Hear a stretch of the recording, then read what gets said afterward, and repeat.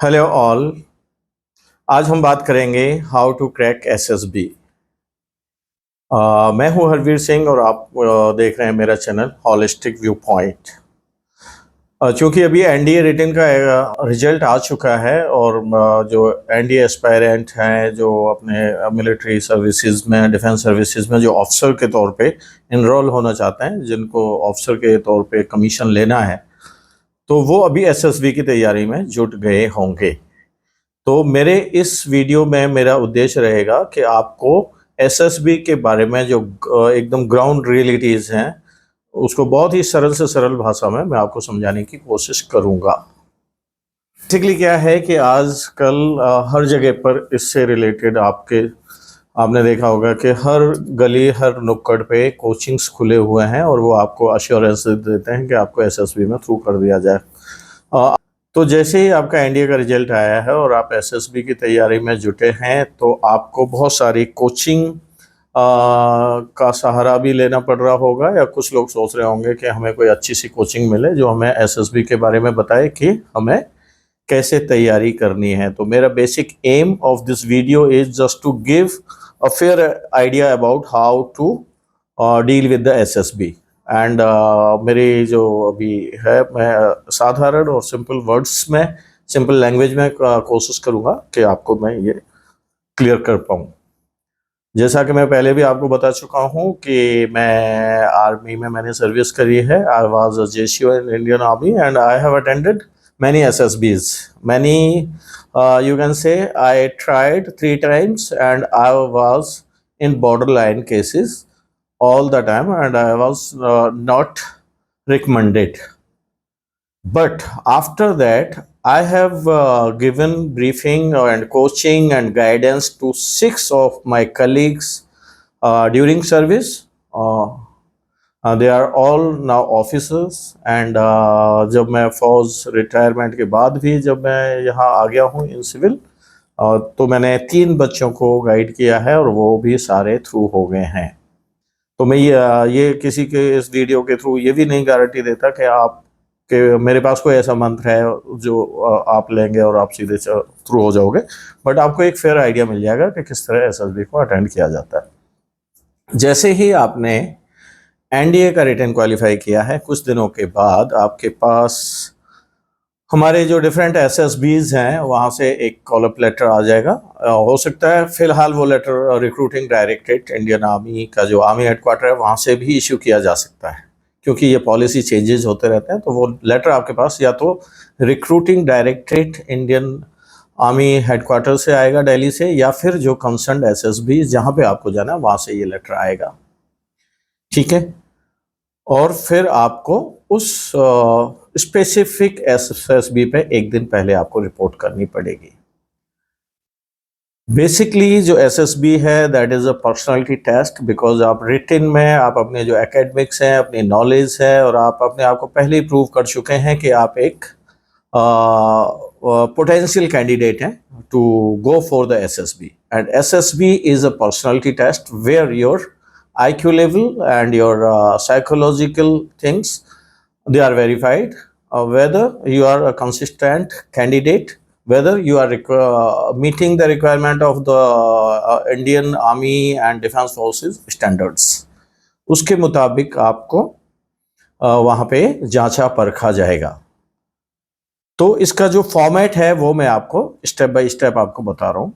तो ये वीडियो लंबा जाएगा और आपको यदि ये पसंद आता है तो आपके जितने भी एनडीए एस्पायरेंट्स हैं उनको आप इनको ज़रूर शेयर करेंगे। तो मेरा जो बेसिक फोकस है कंटेंट पर है। मेरे को एडिट का मुझे कोई बहुत ज़्यादा नॉलेज नहीं है, तो मेरा ये एक सिंपल वीडियो होगा जिसमें ना कोई लिंक मैं शेयर करूँगा, ना कोई स्लाइड या पावर पॉइंट फॉर्मेट्स वगैरह वो नहीं होंगे। It will be in a form of a lecture. So SSB एक 5 दिन का प्रोसेस है। एसएसबी इंटरव्यू, जब आपके पास कॉल अप लेटर आएगा तो आपको जहां रेस्पेक्टिव एसएसबी जहां पे आपको बुलाया गया है वहां पे आप एक दिन पहले पहुंच जाएंगे। आपके कॉल अप लेटर में डिटेल्स लिखी होंगी कि आपको क्या क्या लेकर जाना है। It is detailed letter of 2 pages. तो आपको जैसे एक पीटी ड्रेस आपको लेकर जानी है, और एक अच्छी सी सिविल ड्रेस लेकर जानी है, और आपको अपने डॉक्यूमेंट्स पूरे लेकर जाने हैं, और जो भी आपके पास यदि कोई सर्टिफिकेट्स हैं, एनसीसी सर्टिफिकेट हो गया, स्पोर्ट्स का सर्टिफिकेट है, या फिर कोई कहीं आपको रिकग्निशन हुई है किसी भी तरह की एप्रिसिएशंस वगैरह, कुछ भी आपके पास जो डॉक्यूमेंट्स हैं जो कि आपके जो आप उसमें डिटेल्स दोगे, जिनको वेरीफाई कराने में जिनकी मदद मिल सके, इस तरह के सारे डॉक्यूमेंट्स आप साथ में लेकर जाएंगे। तो रेस्पेक्टिव एसएसबी के जब रेलवे स्टेशन पे आप पहुंचेंगे तो वहीं पे आपको एक एसएसबी की तरफ से एक वेलकम टीम इवन आपको प्लेटफॉर्म के ऊपर ही मिल जाएगी, और वहाँ पे आपको प्लकार्ड्स के जरिए ये लिखा होगा welcome to SSB 14, welcome to SSB so, welcome to SSB so. इस तरह का जो वेलकम डिटेल्स मिलेगी। वहाँ पे एक एनसीओ एक जेसीओ आपका इंतजार कर रहे होंगे आर्मी यूनिफॉर्म में। तो आपने वहाँ पे रिपोर्ट करना है, वो आपके आईडी एंड डॉक्यूमेंट चेक करेंगे, और वहीं पे आपको हल्का सा रिफ्रेशमेंट भी दिया जाएगा, जैसे चाय बिस्किट्स वगैरह, एंड उसके बाद एसएसबी की वहाँ पे बस लगी होगी और आप उस बस में बैठ जाएंगे। बस आपको सीधे ले जाएगी एसएसबी में, और एसएसबी की जो बिल्डिंग है वहाँ पे आपको एक बैरिक एलोकेट कर दी जाएगी, और वहाँ पे आपको रुकने की व्यवस्था की जाएगी, और आपको बेडिंग्स वगैरह और जो भी आपकी ज़रूरत की वो चीज़ें हैं जैसे मच्छरदानी है और ये सब वहाँ से इश्यू हो जाएंगे। उसके बाद आपको कंफर्टेबल स्टे वहाँ पे करा दिया जाएगा, एंड आपको जैसे सब लोग वहाँ रिपोर्ट कर जाएंगे, नॉर्मली एक एसएसबी में वो करीब 100-120 कैंडिडेट्स को बुलाते हैं, तो सारे को वो एक या दो बैरिक्स में स्टे कराएंगे, और वहाँ पे जो आपका मेस है डाइनिंग के लिए, जो ऑफिसर्स मेस के जो स्टैंडर्ड्स हैं वो उसी स्टैंडर्ड्स का वो मेस होगा आपके फूड एंड जो भी आपका लंच डिनर ब्रेकफास्ट है उसके लिए। तो इसमें देखने वाली बात ये है कि आप सब जानते हैं जो अपने आर्मी ऑफिसर एस्पायरेंट हैं कि army is known for the discipline. Okay, तो जब आप एक ऑफिसर बनने के लिए वहाँ पे गए हैं तो आपका जो बिहेवियर है, आपका जो चाल ढाल है, आपकी जो बातचीत है, आपका ओवरऑल जो एटिक्वेट्स हैं, they should be like an army officer. आपने एनडीए क्वालिफाई किया है, कहीं ना कहीं आपने ऑफिसर बनने के सपने देखे हैं, तो आपने आर्मी ऑफिसर्स को भी देखा ही होगा कि वो कितने हाईली डिसिप्लिन्ड होते हैं।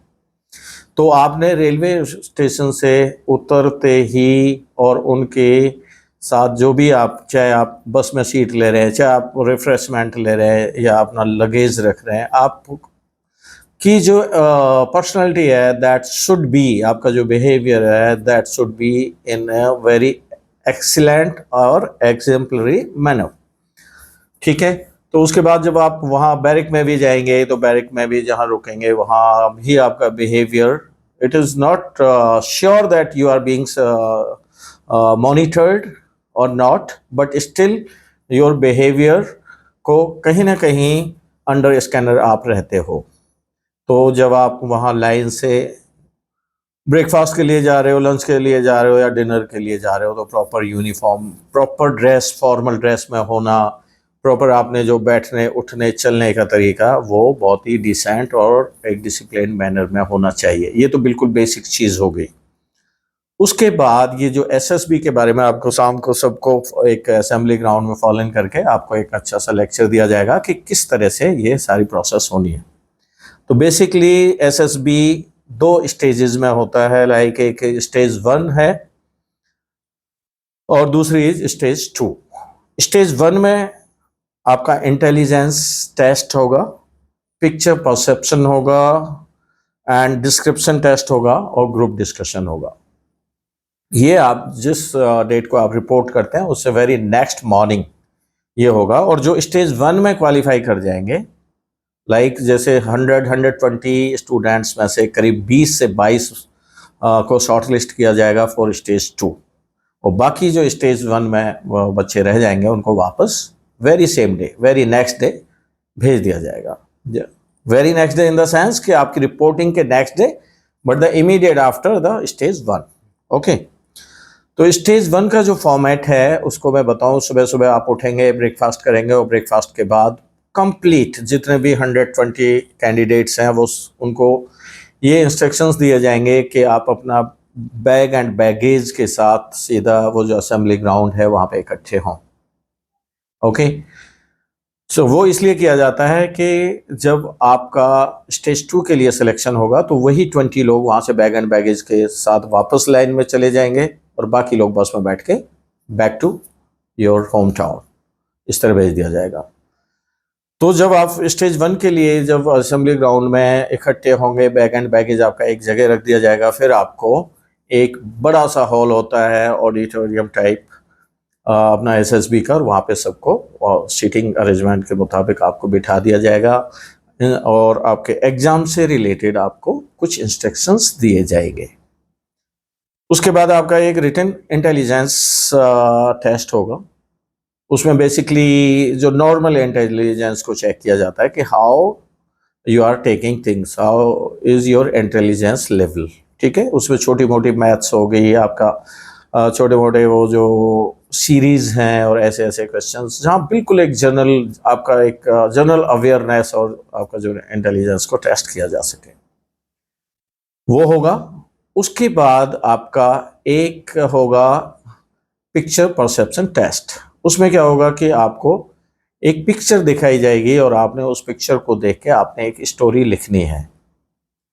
एक WAT होगा 20 वर्ड्स का, उसमें वर्ड्स आएंगे, वो कुछ सेकंड्स के लिए एक वर्ड रिफ्लेक्ट होगा और आपने उस वर्ड से एक सेंटेंस बनाना है।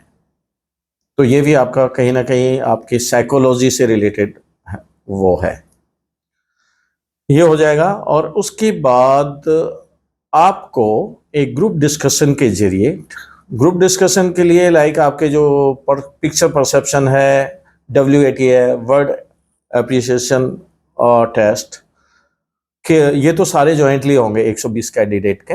उसके बाद क्या होगा कि आपको 20-20 के ग्रुप में 6 ग्रुप बना दिए जाएंगे और एक एक ग्रुप को बुलाया जाएगा फॉर ग्रुप डिस्कशन। और उस ग्रुप डिस्कशन में आपने जो स्टोरी लिखी है उस स्टोरी को ही डिस्कस करना है और ग्रुप डिस्कशन में आपने अपनी स्टोरी के बारे में बताना है।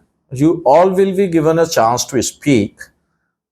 जैसे कि ग्रुप डिस्कशन में आपने देखा होगा कि कुछ लोग बहुत ज़्यादा पहले से पहले इनिशिएट करके वो दूसरों को बोलने ही नहीं देते। तो जो आपके सामने जो हमारी असेसमेंट टीम बैठी होती है जिसमें साइकोलॉजिस्ट भी होता है, अपना ग्राउंड टेस्ट ऑफिसर भी होते हैं एंड आपके जो इंटरव्यूइंग अफसर है, तीनों के रिप्रेजेंटेटिव आपके सामने बैठे होंगे और वो उस टाइम आपको असेस करेंगे कि वेदर आप अगले 4 दिनों की इंटरव्यू प्रोसेस के लिए फिट हैं या नहीं हैं। तो ये जो 4-5 फर्स्ट स्टेज के टेस्ट हैं, इनमें यदि आप क्वालिफाई कर जाते हैं तो ही आप स्टेज 2 में जाएंगे। अब इसमें देखने वाली बात क्या है, लाइक आपको जो स्टेज 2 में 3 तरह के टेस्ट से गुजरना है। एक है साइकोलॉजिकल टेस्ट, दूसरा GTO टास्क एंड तीसरा पर्सनल इंटरव्यू। तो स्टेज 2 में ये 4 दिन जो चलने वाले आपके जो इंटरव्यूज हैं या टास्क्स हैं, क्या इसमें आप कुछ डिलीवर करने का पोटेंशियल रखते हैं या नहीं, यही चेक करने के लिए आपको स्टेज 1 में एक प्रिलिमिनरी टेस्ट या प्री स्क्रीनिंग टेस्ट लिया जाएगा। तो इसमें ये सारी चीज़ें कवर्ड हैं यदि आप देखेंगे तो, इसीलिए वहाँ पे psychologist and GTO and interviewing officer तीनों आपके सामने बैठे होते हैं ग्रुप डिस्कशन के टाइम पे। बाकी जो आपकी जो पिक्चर परसेप्शन की कॉपी है, इंटेलिजेंस रेटिंग की कॉपी है, ये चेक करी जाती हैं और साइकोलॉजिस्ट असेस करता है कि ये लड़का या ये कैंडिडेट हमारे SSB के 4 दिन के इंटरव्यू के लिए फिट है या नहीं है। ठीक है, तो उसके बाद ये जो आपकी प्रोसेस होते होते करीब दिन के 11 साढ़े 11 बज जाते हैं और 12 भी बज जाते हैं, लंच टाइम तक ये प्रोसेस खत्म हो चुकी होती है। उसके बाद रिजल्ट आता है, आप फिर से असेंबली ग्राउंड में सब लोग बैठे होते हैं, वहाँ पे कुछ बेंचेस और कुछ सिटिंग अरेंजमेंट्स हुए रहते हैं, तो वहाँ बैठेंगे और वहाँ GTO इंटरव्यूइंग अफसर और वो तीनों अफसर्स आएंगे या उनके रिप्रेजेंटेटिव आएंगे और वो सेलेक्टेड कैंडिडेट्स के चेस्ट नंबर्स आपको बता देंगे। हाँ, मैं ये बता दूं, जितने भी 120 कैंडिडेट्स आप जब शुरू में गए थे वहाँ पे, तो उनको भी चेस्ट नंबर एलोकेट किए गए थे 1 to 120 जितने भी कैंडिडेट्स हैं। तो जब आप वहाँ रिजल्ट आएगा तो चेस्ट नंबर से रिजल्ट आएगा और उसमें वो 20 से 22 कैंडिडेट्स को चुनेंगे, वो अलग हो जाएंगे और बाकी जो नॉट रिकमेंडेड कैंडिडेट्स सीधा अपना लंच करेंगे, बैग एंड बैगेज के साथ बस में बैठ जाएंगे and they are back to their home towns. अब रह गए आपके बचे हुए 20-22 लोग, वो अगले 4 दिन इंटरव्यू प्रोसेस में जाएंगे। ठीक है, इसमें देखने वाली बात क्या है कि क्या देखते हैं वो। बेसिकली एक ये आपका पर्सनालिटी टेस्ट है, आपके एकेडमिक्स, आपका जो बेसिक टेक्निकल साइड है वो आप अपने रिटन में पहले ही प्रूव कर चुके हैं कि आप मतलब पढ़ाई में अच्छे रहे हैं, आपने एक टेस्ट फाइट कर लिया है। अब आपने एक इंसान किस तरह के हैं वो परखना है हमारे तीनों ऑफिसर्स ने कि आप किस तरह के हैं, क्या हमारे आर्मी में ऑफिसर के लिए आप फिट हैं या नहीं हैं। तो उसी दिन से आपकी प्रोसेस शुरू हो जाएगी, आप भी लंच वगैरह कर लेंगे और उसके बाद आपको टाइम दे दिया जाएगा for the next stage of tests. ठीक है, उसके बाद आप सेलेक्टेड कैंडिडेट का स्टेज 2 शुरू होगा, नए चेस्ट नंबर्स एलोकेट हो जाएंगे और आपको उसी ऑडिटोरियम में दोबारा से बुलाया जाएगा और उस टाइम आपको दिया जाएगा एक PIQ form.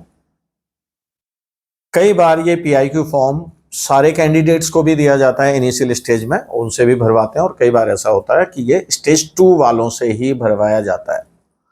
PIQ form is personal information questionnaire और ये आपको सारे इंटरव्यू की प्रोसेस के दौरान 4 से 5 जो 4 दिन का इंटरव्यू प्रोसेस है उसमें कम से कम 5 से 6 बार भरवाया जाता है। इसका भी मकसद यही है कि आप अपने बारे में जो भी राय रखते हैं या फिर जो फैक्ट एंड फिगर्स आप उसमें भर रहे हैं उनमें आप कितने कंसिस्टेंट हैं। कई बार देखा गया है कि एक बच्चे ने पहले तो कुछ और लिखा है, अगली बार कुछ और बढ़ा चढ़ा के लिख दिया और अगली बार उसमें और बढ़ा चढ़ा के रख दिया। पहले वो डिस्ट्रिक्ट लेवल का प्लेयर है, नेक्स्ट PIQ भरा तो उसमें वो स्टेट लेवल का हो गया, या फिर कुछ भी बढ़ा चढ़ा के। ये एक फितरत होती है इंसान की कि वो अपने बारे में जैसे जैसे मौका मिलता है वो कुछ बढ़ा चढ़ा के बताने की कोशिश करता है। तो ये भी आपका कहीं ना कहीं एक नेगेटिव पॉइंट हो जाएगा if you are giving wrong informations. तो PIQ फॉर्म भरते टाइम आपने ये इंश्योर करना है कि आप बिल्कुल क्लैरिटी रखें अपने बारे में, total clarity, there is no bogus information, wrong information. वहाँ पे जो हमारे साइंटिस्ट हैं, साइकोलॉजिस्ट हैं, GTO हैं और अपने इंटरव्यूइंग ऑफिसर हैं, they are highly qualified to assess you. आप यदि ये समझ रहे हैं कि आप वहाँ लिख लिख के आप उनको इम्प्रेस कर दोगे तो आप अपना टाइम वेस्ट कर रहे हैं। हालांकि कोचिंग में आपको बहुत ज़्यादा इस बारे में, यदि आपने कोचिंग ज्वाइन करी है तो इस बारे में आपको बहुत ज़्यादा बताया गया होगा, सिखाया गया होगा कि ऐसे करना है वैसे करना है। और एक चीज़ मैं आपको यहाँ बताऊँ कि जो कोचिंग लिए हुए स्टूडेंट्स हैं उनको वो पहले ही आइडेंटिफाई कर लेते हैं उनकी एक्टिविटीज़ की वजह से, और उनके लिए जो असेसमेंट का तरीका है और भी टफ हो जाता है क्योंकि उनको पता है कि ये घिसे पिटे रटे रटाए आंसर्स दे रहे हैं। तो इनकी ओरिजिनलिटी निकालने के लिए हमें और इनको रिगरस इंटरव्यू में ले जाना पड़ेगा। तो जो प्रोसेस में आपका जो असेस करने का तरीका है वो इतना लेंदी है और इतना सटीक है कि जब तक आपकी ओरिजिनलिटी वो नहीं निकाल लेते तीनों ऑफिसर्स जो हैं तब तक आपको वो छोड़ेंगे नहीं। और यदि आप एक क्लियर हो जाते हैं असेसमेंट में तो आपको बहुत लंबा किसी चीज़ में नहीं खींचा जाएगा। अभी ये होता क्या है, psychological test, GTO task and personal interview. आपने देखा होगा कि हम सबको ही हमेशा किसी ना किसी को असेस करने का मौका मिलता है। यदि हम 2 घंटे की जर्नी भी बस में कर रहे हैं तो हमारी बगल में जो बंदा बैठा है उसको हम उसकी बातचीत से, उसके बिहेवियर से, उसके नॉलेज से और उसकी सारी एक्टिविटीज से हम उसको नोटिस कर लेते हैं कि ये बंदा कैसा है। कई बार है कि आपके बगल में जो बैठा है वो बहुत ही फेंकू स्टाइल का है, वो कह कुछ रहा है कर कुछ रहा है।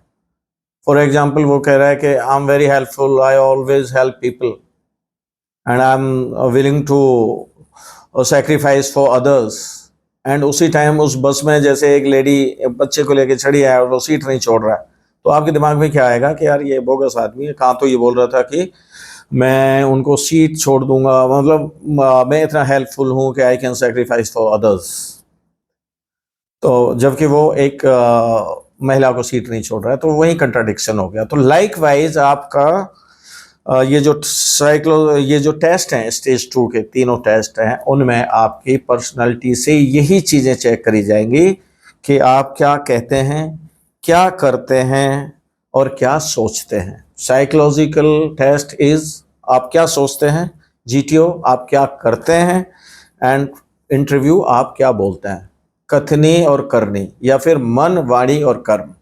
साइकोलॉजिकल टेस्ट इज मन, वाणी इज योर इंटरव्यू एंड कर्म इज योर जीटीओ। तो इन तीनों एक्टिविटीज में आपको कंसिस्टेंट और समानता मेंटेन रखनी है, तो आप बिल्कुल थ्रू हैं इंटरव्यू में। और यदि आपकी कथनी और करनी में फर्क है तो बहुत जल्दी ही आपको असेस कर लेंगे और वो इनिशियल स्टेज में ही आपके नाम के आगे अपना असेसमेंट डाल देंगे। और जब तीनों ऑफिसर्स के असेसमेंट वेरी करेंगे आपस में, तो you are not a fit case for the recommendations for selection. एक चीज ये है कि आर्मी ऑफिसर, डिफेंस ऑफिसर्स के लिए there is a certain format, you can say कि there is a frame of photograph के लिए एक स्पेसिफिक फ्रेम है उनके पास। उनको उसमें एक अंदर फोटो लगानी है, तो उनको ना तो बड़ा फोटो चाहिए ना छोटा चाहिए, उनको एग्जैक्टली उस फ्रेम के मुताबिक फोटो चाहिए। जो उसमें फिट बैठेगा वो रिकमेंडेड है, और जो फिट नहीं बैठेगा वो रिकमेंडेड नहीं है। तो ये है, तो बेसिकली उसमें सीधा फंडा है कि आपने ओरिजिनल रहना है। पीआई की फॉर्म भर रहे हैं, आपकी क्या क्वालिफिकेशन थी, कितनी आपकी परसेंटेजेस थी, आपके पापा किसान हैं क्या है, तो वो क्लियरली लिखना है। अब उसमें बोगी पन्ने में लिख देते हैं मेरे पिताजी प्रधान हैं। आपके ताऊ जी या मामा जी या दूर के रिश्ते में कोई प्रधान है, बट आपने पिताजी को लिख दिया मेरे गांव के सरपंच है। तो आप यकीन मानिए वहां आपसे कोई इम्प्रेस होने के लिए नहीं बैठा है, वो आपको असेस करने के लिए बैठे हैं। तो आप अपनी ओरिजिनल जानकारी ही लिखें, और उनके पास ऐसे असेसमेंट के जरिए हैं कि वो आपसे सच्चाई उगलवा लेंगे उन 4 दिनों में। तो जहां आपने एक चीज को कंट्राडिक्ट किया या थोड़ा सा भी बोगस बना किया, उसी टाइम आप नॉट रिकमेंडेड हो। हालांकि रिजल्ट तो लास्ट डे दिया जाएगा, बट आपके असेसमेंट पे ज्यादा ध्यान नहीं दिया जाएगा। उन 20-22 में से वो पहले दूसरे दिन में ही इस नतीजे पे पहुंच चुके होते हैं कि हाँ ये 4 कैंडिडेट हैं जिन पे हम फोकस कर सकते हैं। बाकी जो बोगस हैं और जिनका फालतू का जो सोसेबाजी है या शो ऑफ है, वो पहले से ही उनको रिजेक्शन मोड में डाल दिया जाता है। ठीक है, तो आप कोई भी ऐसी एक्टिविटी नहीं करेंगे इन 4 दिनों के दौरान जिससे आपके कहीं कंट्राडिक्शन रिफ्लेक्ट हो इंटरव्यू में। अभी साइकोलॉजिकल टेस्ट में होता क्या क्या है। साइकोलॉजिकल टेस्ट में अगेन आपका एक पेपर होगा जिसमें आपका वो सीरीज है, पिक्चर्स है वगैरह वगैरह। एक आपकी पिक्चर परसेप्शन टेस्ट भी अगेन होगा, एक WAT होगा, वर्ड एप्रिसिएशन टेस्ट, एंड एक होगा आपका SRT, सिचुएशन रिएक्शन टेस्ट। तो सिचुएशन रिएक्शन टेस्ट में आपको सिचुएशन दी जाएगी और आपको क्या करोगे वो उसका आंसर देना है। फॉर एग्जाम्पल कि भाई you are going to a market with your sister and somebody asks and start teasing your sister, what will you do? Okay, तो इसके रिप्लाई, इसमें कोई ऐसा गलत या सही रिप्लाई नहीं है। It is your own perception reaction कि आपने क्या करना है, तो आप एक्चुअली क्या करोगे वो उसमें लिखना है। जैसे कुछ बच्चे उसमें बहादुर बन जाएंगे, हीरो बन जाएंगे, फिल्म के हीरो के, आई विल जस्ट उनको मतलब हिट करूंगा, उनको मार दूंगा। तो ठीक है, तो भाई आपने लिख तो दिया, बट क्या आप एक्चुअली वैसे हैं, आपके फिजिकल स्टैंडर्ड ऐसे हैं जो कि आप ऐसा कर पाओगे? वो 6 जने हैं और आप अकेले उनसे कैसे पंगा ले पाओगे?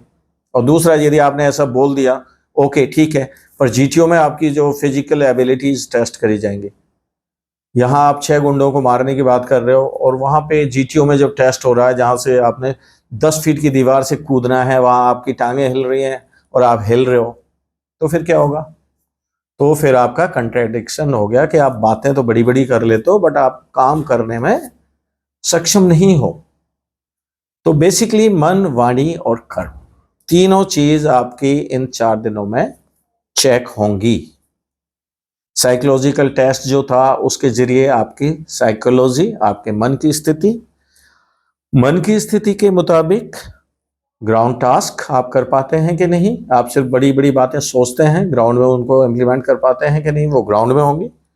और इंटरव्यू में जो आप कहते हैं वो उनसे मैच कर रहा है कि नहीं, जो आप मन सोच रहे हैं वही कह रहे हो, या फिर कहने में आप अगेन कुछ बड़ी बड़ी बातें मार रहे हो। तो बेसिकली सबसे बड़ा फंडा यदि एसएसबी क्रैक करने का है वो ये है कि just be genuine, be original, be true, and आपने उनको सिर्फ हकीकत ही बतानी है। Don't try to impress the board.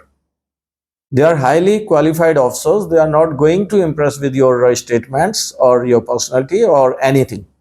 So be original, be decent, be disciplined, be cool and calm. Okay. अभी ये तो मैंने एक बेसिक आइडिया आपको दिया है। अभी मैं अगले वीडियो में, जो डिटेल्ड वीडियो होगा, उसमें मेरे साथ, ये मेरे ख्याल से परसों तक वो वीडियो भी आपके पास आ जाएगा, उसमें मेरा होगा कि मेरे सामने 3 से 4 ऐसे कैंडिडेट होंगे, वो अपने क्वेश्चन रेज करेंगे और उनके मैं आंसर दूंगा। तो ये पॉडकास्ट की फॉर्म में होगा कि वो पूछेंगे कि सर ये कैसे होगा, क्या है, क्या क्या चीजें हैं। तो उनका डिटेल्ड में डिस्कशन के थ्रू, पॉडकास्ट के थ्रू मैं आपको बाकी चीजें बताऊंगा।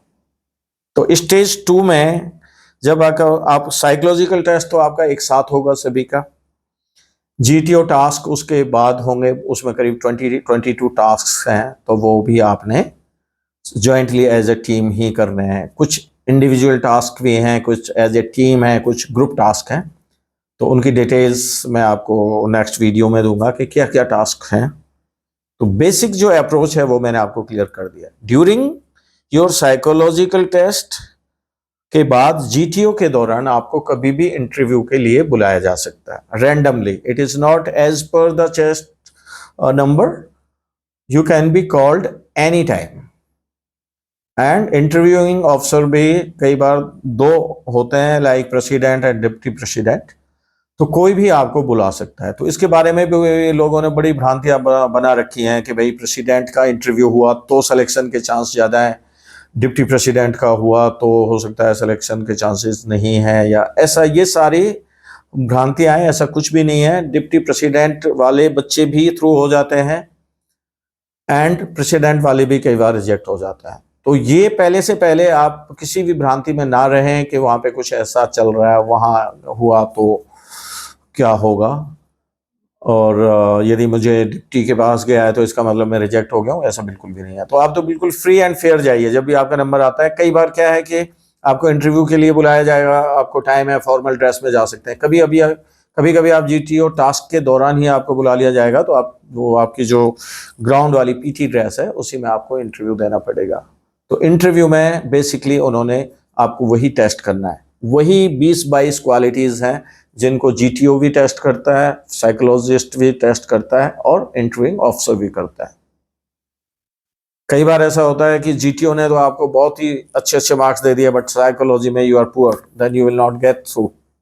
लाइकवाइज आपको इंटरव्यूइंग ऑफिसर ने तो आपको हर क्वालिटी में रिकमेंड कर दिया, जीटीओ ने और साइकोलॉजिस्ट ने नहीं किया, तो then you will not get through.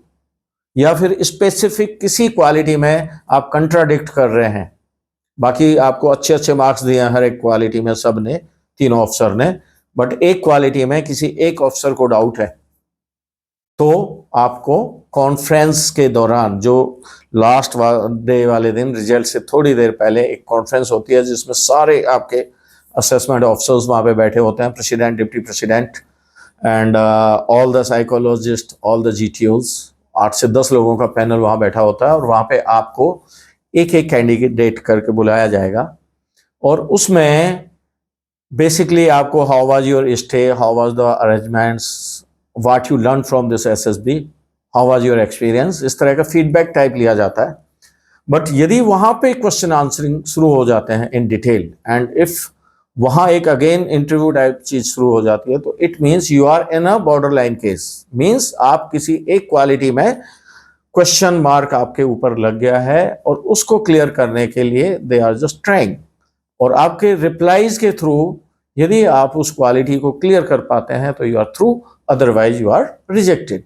And once you are rejected, specially in conference, तो बहुत डिम चांसेस रह जाते हैं कि आप आने वाले एसएसबीज में आप एसएसबी कभी क्लियर कर पाओगे।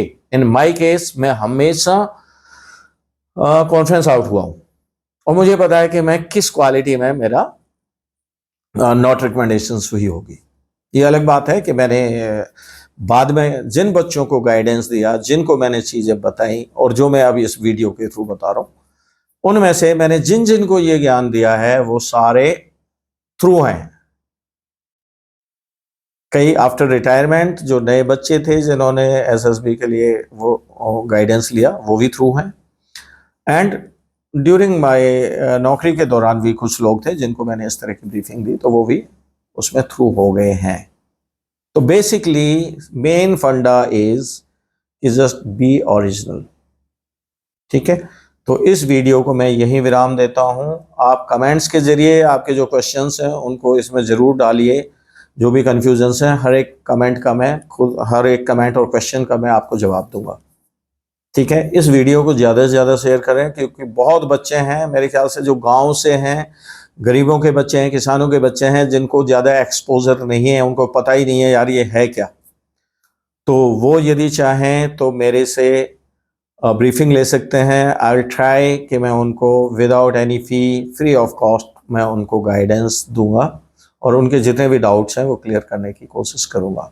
एम इज़ कि जो बेस्ट क्वालिटी ऑफ जो पीपल हैं, जो बेस्ट क्वालिटी ऑफ स्टूडेंट्स हैं, वो हमारी डिफेंस फोर्सेस में एज एन ऑफिसर जाएं और हमारे देश का नाम रोशन करें। तो इसी मैसेज के साथ मैं आपसे इस वीडियो को यहीं विराम देता हूं।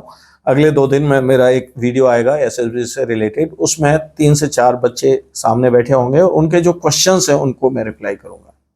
तो इस वीडियो को ज़्यादा से ज़्यादा शेयर ज़रूर करें और इसमें जो भी आपको के डाउट्स हैं वो आप उसमें मेंशन करें कमेंट्स में, मैं आपको जवाब दूंगा। Okay, all the best for all of you.